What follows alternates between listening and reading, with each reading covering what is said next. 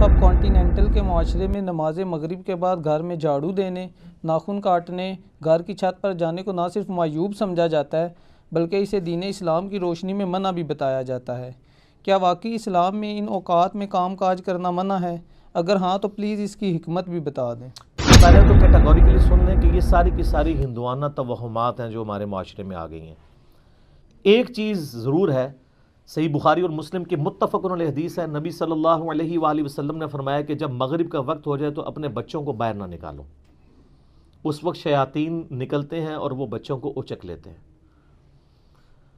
اور بخاری اور مسلم میں حدیث ہے کہ مغرب کے بعد اپنے گھروں کے دروازے کو بند کر دو اور بسم اللہ پڑھ کے بند کرو تو شیطان بھی نہیں کھول پائے گا، ورنہ تو یہ جو لوگ کہتے ہیں نا ہم جنات سے اتنا کام لیتے ہیں، تو کوئی بینک سے پیسے چوری کروا کے بتائیں، دنیا کا نظام نہیں چل سکتا۔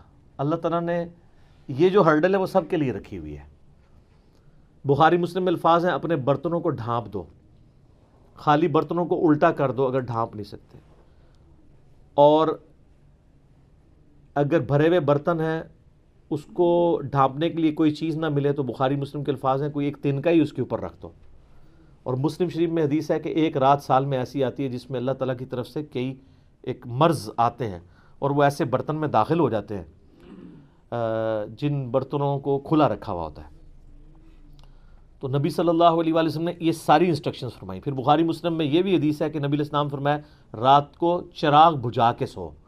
بعض اوقات آپ علیہ السلام نے فرمایا کہ جو وہ چوہا ہے وہ دیے کی بتی کو لے جاتا ہے اور گھر میں آگ لگ جاتی ہے۔ بلکہ بخاری مسلم میں یہ بھی موجود ہے کہ نبی علیہ السلام کے مبارک زمانے میں ایک گھر کو آگ لگی اور سارے گھر والے جل گئے اور وہ اسی طرح لگی، تو آپ علیہ السلام نے منع فرمایا۔ اور اس کو آپ آج کل کے اعتبار سے دیکھ لیں، یہ سوئی گیس کے ہیٹر یا اور بھی آگ والی کوئی بھی چیزیں رات کو بند کر کے سونا چاہیے۔ آئے دن ابھی تک واقعات ہو رہے ہیں کہ لوگ مرتے ہیں۔ لوڈ شیڈنگ ہوتی ہے، جب گیس آتی ہے تو آٹومیٹک ہیٹر تو آپ کو پتہ ہے 15-20 ہزار روپے کا ملتا ہے۔ ہمارے جو عام 2,500-3 ہزار والے ہیں ہیٹر، یہ تو جب گیس آئے گی تو دوبارہ چلنا شروع ہو جائیں گے، اور ظاہر ہے وہ پائلٹ بھی بجھ گیا ہوتا ہے۔ ایک ظلم تو یہ کر رہے ہیں نا، اتنی گیس لے جاتے ہیں کہ پائلٹ بھی نہیں جلتا۔ اگر پائلٹ جلتا رہے نا تو دوبارہ گیس آئے تو ہیٹر چل اٹھے۔ اسی طریقے سے آج کل آپ کو پتہ ہے وہ چونکہ پائلٹ جو کی بھی گیس نہیں رہتی ہے تو وہ گیزر بھی رات کو بند ہو جاتے ہیں، ورنہ پہلے جو لوڈ شیڈنگ ہوا کرتی تھی نا اس میں پائلٹ بند نہیں ہوتا تھا، اتنی گیس ضرور رکھتے تھے، تو رات کو جب صبح فجر کے وقت جب گیس واپس آتی تھی تو دوبارہ گیزر، اب تو روزانہ گیزر بھی آن کرنا پڑتا ہے۔ آٹومیٹک تو تھوڑے لوگ ہی افورڈ کر سکتے ہیں، اتنے مہنگے ہیں۔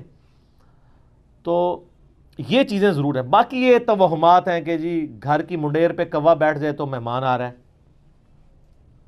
کالی بلی راستہ کاٹ دے تو یہ کوئی نحوست ہے، شیشہ ٹوٹ جانے کو نحوست سمجھتے ہیں۔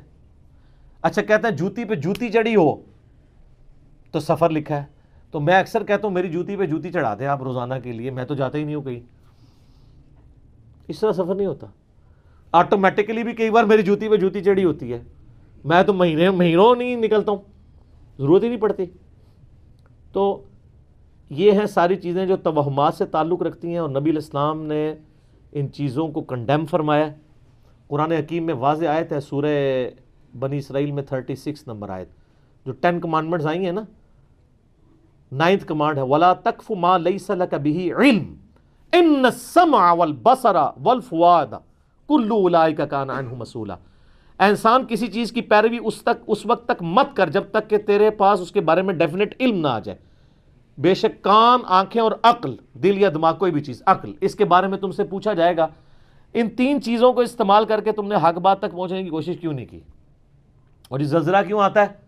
اور یہ گائے نے ایک سینگ کے اوپر زمین اٹھا رکھی ہے، جب تھک جاتی ہے دوسرے پہ اٹھاتی ہے تو زلزلہ آ جاتا ہے۔ اب یہ توہمات ہیں، وہ کتنی بڑی گائے ہے، کدھر ہے، سب جھوٹ ہے۔ اسلام ان چیزوں کو نہیں مانتا، یا سائنس پروف کر دے مانیں گے۔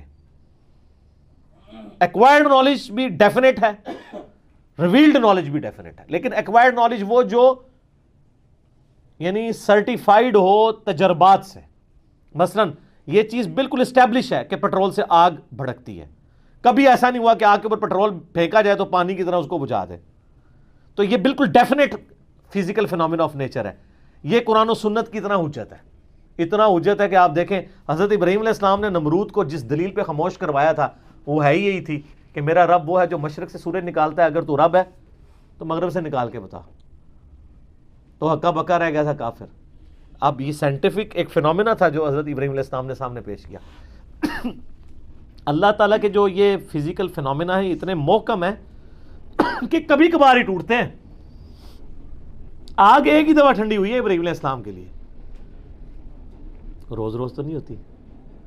کعبے کو بھی اللہ تعالیٰ نے ابرا کے لشکر سے ایک ہی دفعہ بچایا ہے. اس کے بعد تو یزید کے دور میں خانہ کعبہ کے اوپر چڑھائی ہوئی ہے اور غلاف کعبہ کا کچھ حصہ جل گیا.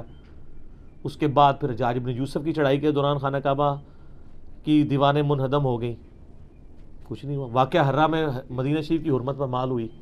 دنیا بقدر ایفرٹ ہے. آپ لاکھ کہتے ہیں بزرگوں نے دنیا کا نظام سنبھالا ہوا ہے، کوئی فرق نہیں پڑتا.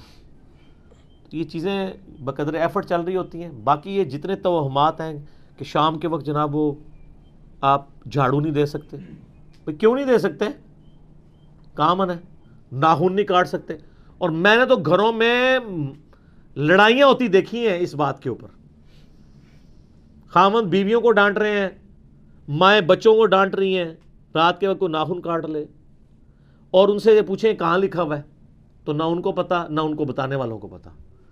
سارے سنا کے سنی ٹنی پڑھ پڑھا کے سنی بنو. اسلام میں کوئی ایسی چیز نہیں ہے کہ آپ اس کی بنیاد کے اوپر لوگوں کو مصیبت میں ڈال دیں. جو چیزیں منع کرنے والی تھی وہ کر دی گئی ہیں. وہ میں نے آپ کو بتا دیا کہ رات کے وقت بچوں کا نہیں نکالنا آپ نے، مغرب کے وقت، وہ ساری چیزیں اپنی جگہ موجود ہیں.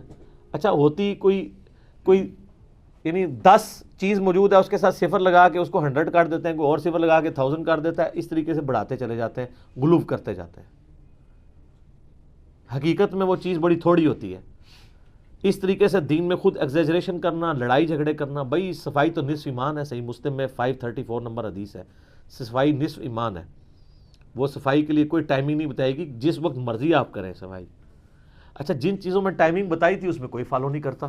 سورہ نور اٹھا کے دیکھیں، اللہ تعالیٰ نے 3 اوقات میں کسی کے گھر جانے سے منع فرمایا: ارلی ان دا مارننگ، دوپہر کے وقت اور رات کے وقت.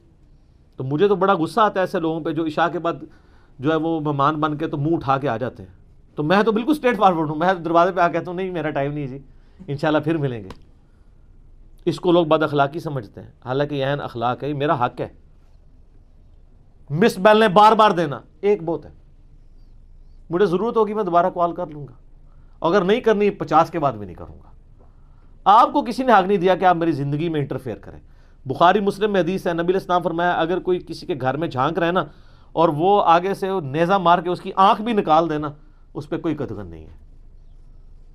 آپ اسے بد اخلاقی سمجھیں گے کہ یار وہ جھانکنے سے کیا ہو گیا تھا، آنکھ نکال دی. بھئی اسلام تو یہی کہتا ہے، سختی ہے. خود نبی علیہ السلام نے ایک صحابی کو یہ کہہ دیا تھا کہ اگر میں جان رہا ہوتا تو میں تیرے ساتھ کر دیتا. حتیٰ کہ بخاری مسلم یہ بھی حدیث ہے کہ دروازہ کھٹکھٹاؤ، دستک دو، جواب آ جائے تو ٹھیک 3 دفعہ، ورنہ واپس چلے جاؤ. اس بات کا برا بھی نہ مانو. یہ کیوں ہے؟ کوئی اگلے کی مرضی نہیں ہے، نہیں ملنا چاہتا آپ سے، کیوں آپ اس کو مجبور کر رہے ہیں؟ تو یہ سب کی سب چیزیں ہمارے معاشرے میں توہمات چل رہی ہیں. انہی میں سے یہ بھی ہے. اسلام یا ایکوائرڈ نالج کو مانتا ہے یا ریویلڈ نالج کو. سر پھر گورے کو اسلام ہے نا. گورے کو آپ کہہ دینا کالی بلی آگے سے راستہ کاٹ دے تو نوست ہے، وہ مانے گا؟ ایمانداری سے مجھے بتائیں. نان سینس، کیا بات کر رہے ہو؟ نہیں مانے گا. آپ کے اعتقادات جو ہیں وہ گوروں سے بھی گئے گزرے ہیں. اور کر کے دیکھ لیں آپ، یہ جو آسٹریلیا کی ٹیم آپ کے ساتھ کر رہی ہے، ان کے آگے کہ کالی بلی پھینکے پھر تو انہوں ٹرپل سینچری مارے گا وارنر. کچھ بھی نہیں ہونا. دنیا بقدر ایفرٹ ہے. اس طرح سے کچھ بھی نہیں ہونا. ساری کی ساری چیزیں توہمات ہیں. ٹھیک ہو گیا؟